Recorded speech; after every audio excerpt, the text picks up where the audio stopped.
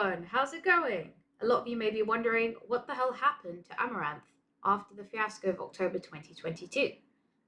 If you don't watch her on a regular basis, you may have heard of some of the drama that ensued around that time. Maybe I shouldn't use the word drama, that might be a little bit insensitive. However, I'll quickly fill you in on that. There was a stream around that period, around the 17th or 18th of October, where she basically kind of came out with all of this stuff that had been going on in regards to her husband. And there was a lot of concern for her, and we were all hoping eventually that she would get help and that he would get help and that she would either leave him. And the general consensus was everyone wanted to see her improve and feel better. We wanted to see her create the type of content that she wanted to create on her platform, because the impression that I think a lot of people got from the stream and from what she was saying was that a lot of the type of content she was doing and streaming on Twitch wasn't necessarily what she wanted to do. And so, of course, for those who wish the best for other humans, we all wanted to see more of, see her do more of what she wanted to do. I mean, she took a little bit of a break, and for a while she was doing, she upped her variety of the types of streams she would do on Twitch, and that was really, really nice to see. There were, however, some questions when eventually, one could argue inevitably, the content went back to what it used to be, which is the hot tub streams, the kind of more provocative type content. And yeah, that raised a few eyebrows and raised some questions. And even I had some questions about that as well. But then I realized a few things. We're never going to be able to know the ins and outs of what's going on with her personal life and her reasons, and as to why she made certain decisions, and as to why she is still creating the type of content that people thought she would kind of move away from eventually. I think people had it in their heads that after all of that there would be a huge rebrand and she would change. But we have to realize that that's not how things work. And when you go into the chat, you do see the odd comment during her streams from people saying angrily, why are you doing this? We thought you were going to change, blah, blah, blah. And it's like, I don't understand where people find the audacity to, and the entitlement to expect change from someone who, if you believed that what was happening to her was true, and I do personally, because I don't think that kind of emotion could be faked on a stream, call out someone like that in such a way as if life is linear and straightforward and trauma is easy to get over, and that a lifetime of habits and coping mechanisms can just be thrown out and new ones can come in and you can just replace them just like that. Maybe it's coming from a place of ignorance. Perhaps these people, everyone has experienced trauma in their own way, of course, but perhaps these people haven't had experience with the type of trauma that Amouranth has. And also, maybe they didn't have people around them who have been through trauma like this, such as domestic abuse, if that's what she is going through or what she went through. And on top of that, you have to look at coping mechanisms, as I mentioned before, and habits that we as humans inevitably turn to when times are dire. I think what's important to make a note of, if I was going to spread any message about this, to try and kind of provide an answer to these people who are wondering why has Amouranth gone back to what she was doing, is look at yourself, look at your own habits, look at your own coping mechanisms. Nobody's perfect. I personally, for example, had a nail biting habit my entire life, and to a certain degree I still do. And also alcohol dependency, and anyone who has suffers from any kind of addiction can take many forms, and even down to the type of content that you create as a streamer, which again, I still feel like streaming has become more mainstream, of course, but in terms of streaming being like the job, someone's main job, and being a breadwinner in that way, it can still be a little bit strange to people. But you have to realize that if that is what you do on a consistent basis, and you've had a certain formula for years, which is what Amaranth has had, that has worked and brought in money, that's not easy to break. And of course, there are going to be, I want to describe them as relapses in a way. Sometimes you just can't think of what to come up with that's going to bring in views and money.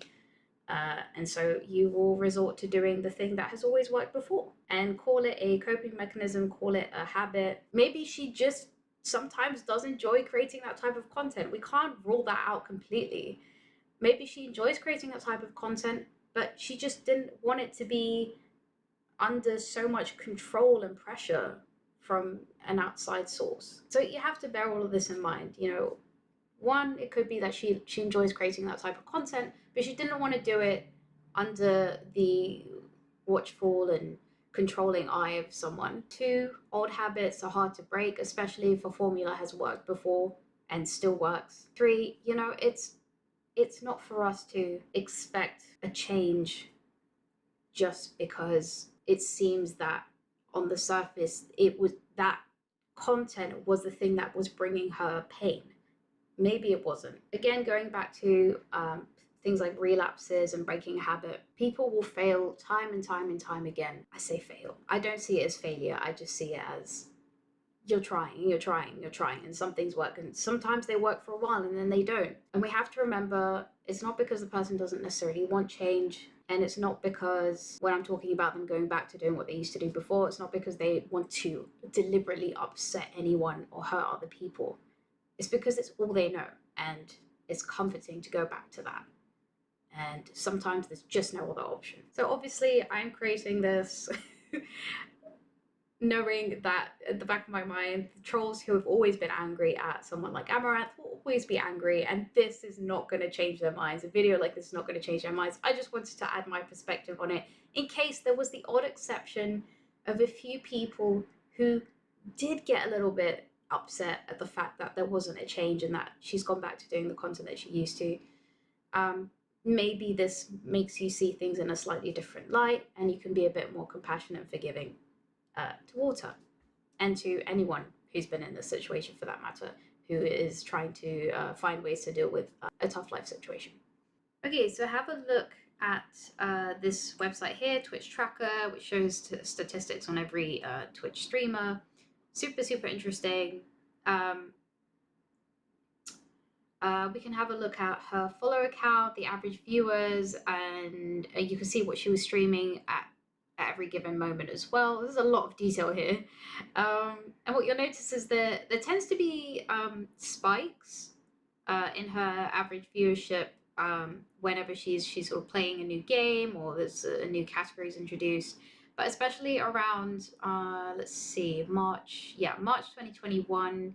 Again, we see a couple of different categories, and then inevitably there are the hot tub, pools and beaches category comes in as well, which seems to kind of set this new, sets a new average in terms of her average viewer count, as well as actually the number of followers that she has. Now, nothing really changes here. Again, we see a few spikes, but there's the massive spike, 5 times the amount of average viewers around the October month where all of that stuff happened. And then it comes back down to the new norm that we have here. But what you'll also notice is that the follower count is rising, but it doesn't actually change according to what happened in October. Correlation doesn't mean causation and all of that. You guys know the rules, hopefully, when it comes to interpreting statistics. I'm not very good at it, but I'm trying. And one of them, I guess, one of the things we could kind of conclude is that, like, the people who followed her before, like, this news coming to light didn't change anything for them. Like, they stuck around for better or for worse, whether they thought that the content was going to change all of a sudden or it wasn't, they stuck around. Which to me kind of like seems to indicate that they are there because they like her personality.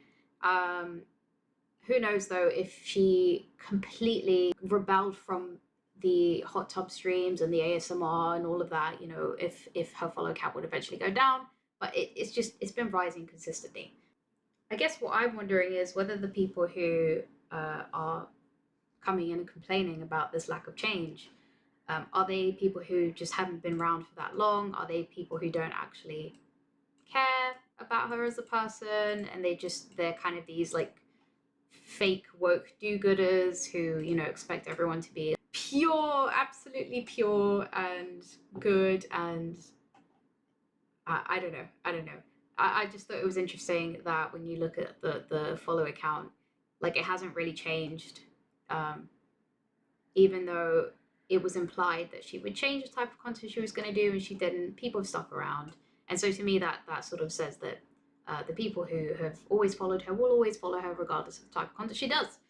Therefore, it seems to me that the genuinely virtuous are the ones who want what's best for someone regardless of their content, as opposed to these annoying woke idiots who think they are doing something important with their lives by going into someone's chat saying, "Why didn't you change? Ah, how dare you?" It's the same, honestly, it's the same with like people who complain about Eugenia Cooney. Trigger warning, if you're going to look her up, it's like eating disorder stuff, so, you know, just just be wary if you're going to go look her up. Like the same people who think they're all high and mighty, who go on and send abuse and hate because she, you know, she exhibits her body or she tries on clothes and things like that.